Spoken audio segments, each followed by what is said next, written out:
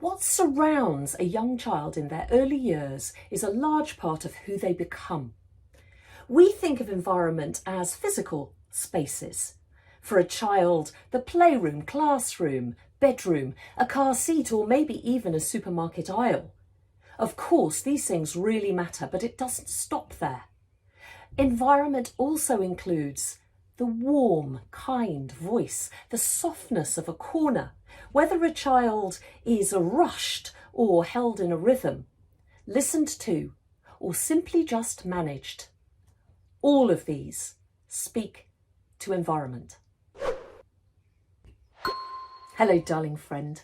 I'm going to speak about environment, not only as a place, but in its wider context when considering young children and how important it is. But let's start with the places, because these are crucially important to young children, from the books on a young child's shelf to the lighting overhead. What surrounds them shapes how they feel, connect and grow, framing a young child's experience from the very beginning. Let's take reading as an example. According to recent research, the Reading Agency states that 46% of children who have fewer than 10 books at home say they don't enjoy reading. Only a quarter feel confident as readers. By contrast, in the homes with 200 books or more, 66% of children describe themselves as confident readers, and only 11% say they dislike reading.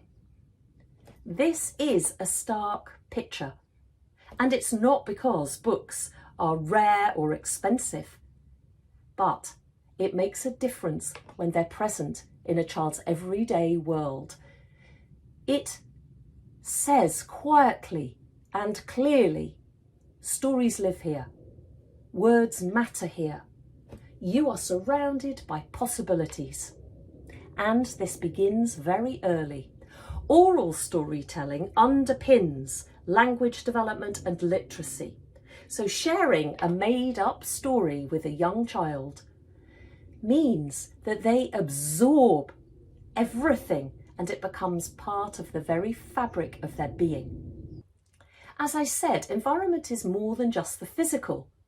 It's also tone, energy, atmosphere. I call it T.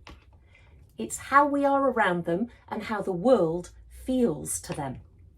Whether the space is frenetic or tense and chaotic, or whether it feels calm and safe, this leaves a very deep impression with young children in the early years.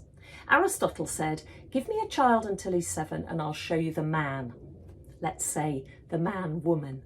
Thousands of years later, this still holds true. And pace is part of environment.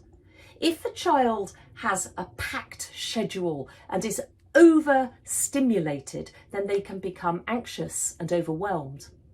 A child who has too little stimulation or too much screen time without connection can become disconnected, disillusioned, disinterested, even in those very young early ages. But boredom is a little bit different, especially in those rising 5s. This then becomes a gateway to imagination. If the child doesn't have a plan, doesn't have things going on, they have to dig deep into their imagination, into their interior to find play, find stories. Then they can make up entire worlds. It's all about balance. It's all about the right thing at the right time. Let's consider the school environment. You can have 2 children in the same year in different classes and they have absolutely opposite experiences. Why? Because the adult in the room determines the environment, the tone, the energy, and the atmosphere. And this is crucial. This isn't added extra. This is everything. Consider these things for a young child in an early years setting. Are there gentle voices? Can you hear the birds twittering outside? Is there harsh lighting, or is it natural light, soft and gentle? Is the space chaotic? Is it calm? Are the textures soft and natural? Is there room to expand and contract, to move and to rest? Is the adult in the room anxious or relaxed? The environment determines how safe, curious and regulated a young child feels, and that will influence how they learn, how they grow. Early childhood is when we first learn boundaries, communication, empathy, trust. So, a home or classroom that's based on kindness, listening, on respect, becomes that foundation for lifelong well-being. I have a final thought. Why don't you try just something very small when you put your child to bed? Also tuck in their teddy with gentleness and care, or dress their dolls and lay them out ready for bed. Or lay out your own child's clothes with real love and attention. They don't even have to be there. They'll pick it up. Light a candle at bedtime, and just the 2 of you or 4 of you, or however many there are, just watch the flickering of the light. Just be there. In these quiet moments, you are shaping the environment, and in doing so, you shape the young children in your life.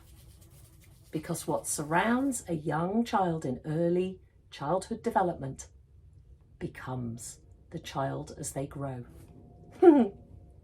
Please do comment, share if you've enjoyed this. I hope it's of use and interest to you and that you'll try something.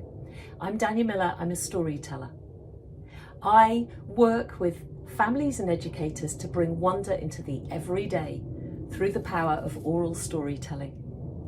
Keep telling stories. Go well.